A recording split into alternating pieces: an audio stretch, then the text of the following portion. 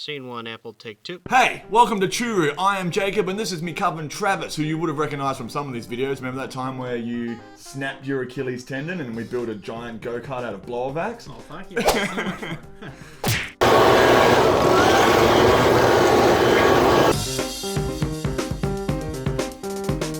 Today we're going foraging for wild olives. So we're going to show you everything you need to know about how to pick olives off the side of the road and pretty much turn this into this. That is really good. Yeah. Wow.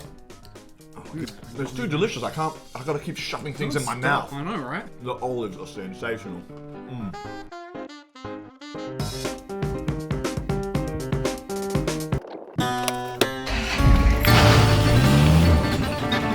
If there's one thing we like most at Choo, it's probably foraging for food. I mean, it's free food. So we're boosting through the Adelaide hills looking for any trees on the side of the road that look like they're abundant with olives. Yeah, look at that one. Weeping like crazy. Beauty. You little ripper! Got ourselves some olives. Oh yeah. What do you girls think, hey? Xanthi? What do you reckon? Want some olives, Olive? Getting olives with Olive. Travis's dog just happens to be named Olive. Hello! In the southern hemisphere in South Australia, during the months of June, July and August, the roads will be full of olive trees, full of olives. The thing is, wild olives come in a variety of different sizes, so you really want to hunt down a tree that has nice big ones. Remember, these trees aren't getting any water, they're not being pruned, they're just growing wild, so you're going to get massive fluctuations in size and varieties.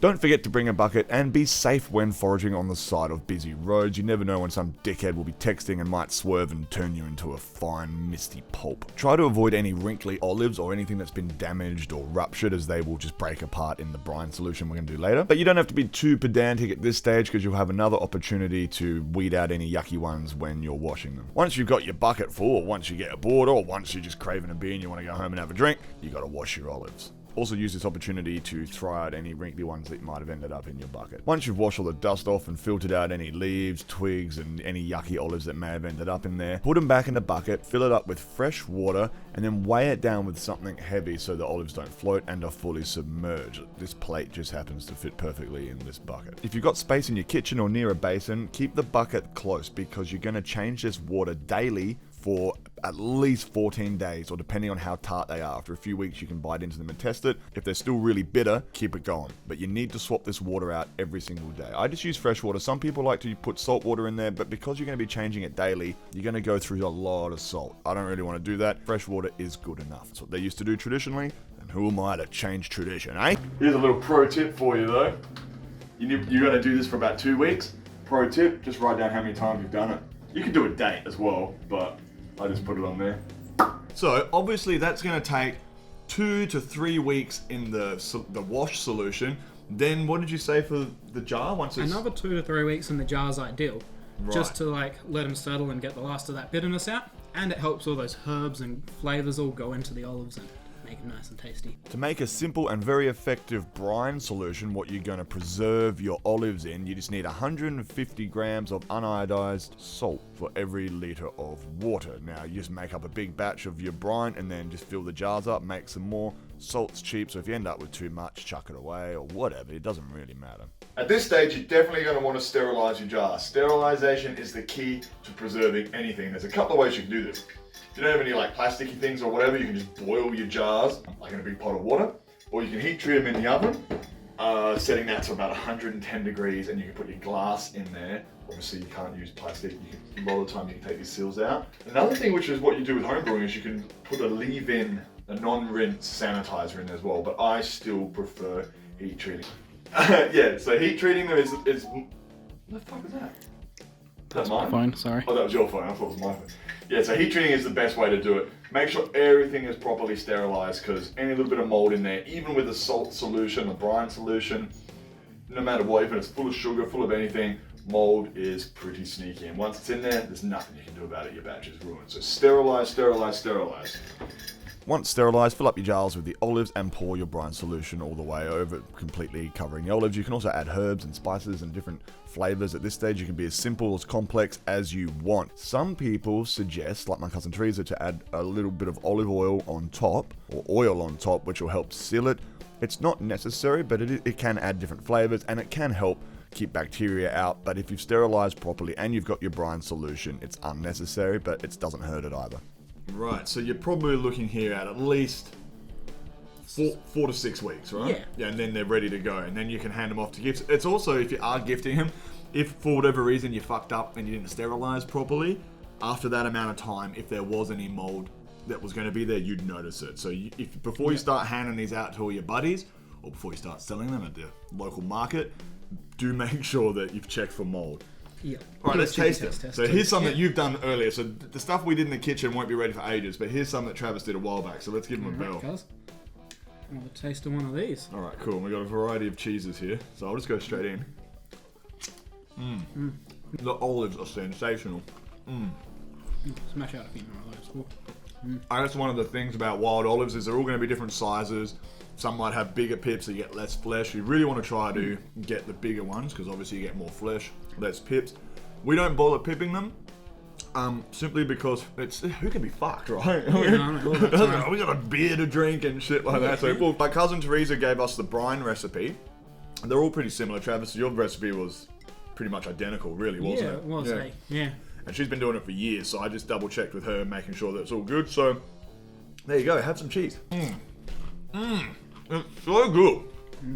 I'm hooked. And we just got back from the bakery too, but I'm going to smash all of this. And these all last ages. That's the best part about it, is the fact that a year later, they're still good. my cousin Teresa, if they are too salty, because the salt is essential for preserving. I should swallow this before. Yeah. Didn't your mother ever teach you not to talk with your mouth full?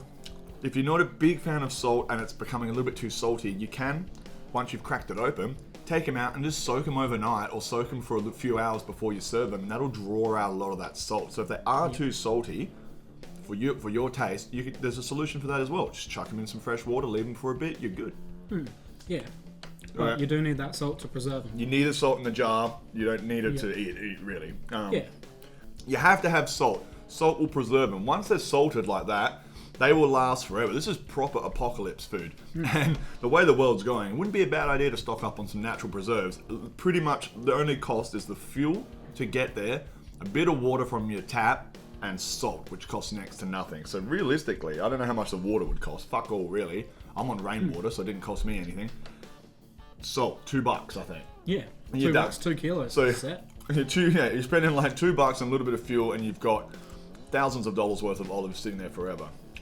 If this jar, this is an old roll mop jar, but if you had a jar of olives like that, from the store, what would you expect to pay? $5 to $8? Yeah, easy, man. Easily, especially right? for nice flavored ones. Yeah. Yeah, really delicious, because you can put whatever herbs you want in there. So if you're getting like, what do you got in this one? Garlic, bay, mixed herbs, bit of lemon, you know. Yeah. Yeah, so you're probably looking at $6 to $8 a jar minimum. We collected around 15 kilos, and it only took about an hour. Plus, we're having fun and just mucking around and taking the dogs for a walk as well. Yeah. It's a bit of a process. Like I said, it takes about 6 weeks, but it's not 6 weeks of hands-on work. It's just going to sit there, and once a day you wash it out. It takes 2 minutes. Just do your dishes, and then at the end of your dishes, wash them out. You're done.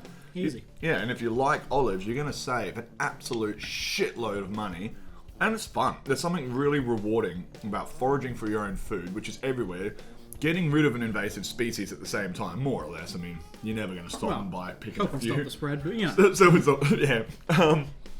It's just on the side of the road. You know, as long as you don't get hit by oncoming traffic or whatever. Yeah. There's no risk to it. And there's so much you can do with it. And these all last ages.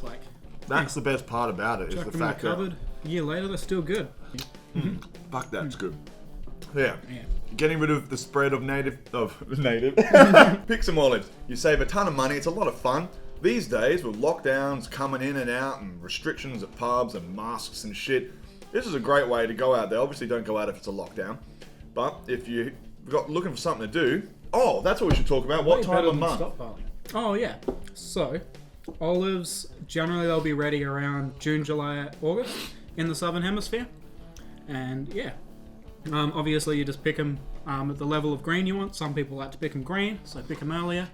Some people leave them on the trees longer, like us, and we like to pick them when they're nice and dark purple like this. And yeah, and it's quite easy too, as long as there's nothing too bad on there. Like we'll talk about, I've probably said it in the video, got to get rid of all the wrinkly ones and anything that's being punctured or ruptured, because when you brine them they'll get all squishy and yucky. But it's pretty simple. Get a branch like that. What's that, like 30 olives on there? Yeah. Done. Easy. That's better. So my cousin Teresa, who's like the preserve queen of Australia, I would say, she said she was looking up the history of it. So apparently what happened was, ages ago, thousands of years ago, when olives were first coming, people discovered how to eat them and stuff like that. They would notice that olives that had fallen down and were sitting in puddles of water were not nearly as tart or as bitter. Like they're insanely bitter when they're not, when you don't do this. So it's really rough.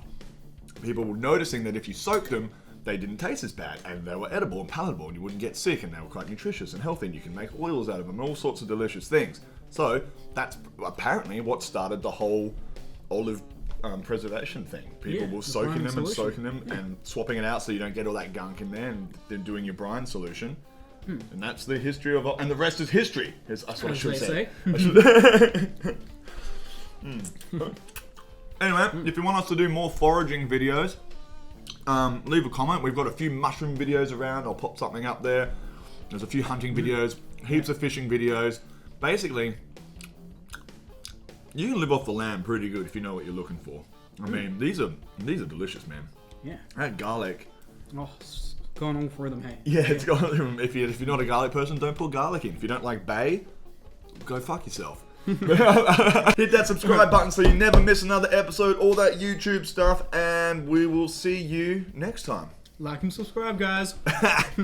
Well, that'll do. Nice. Now let's drink some beers. Yeah.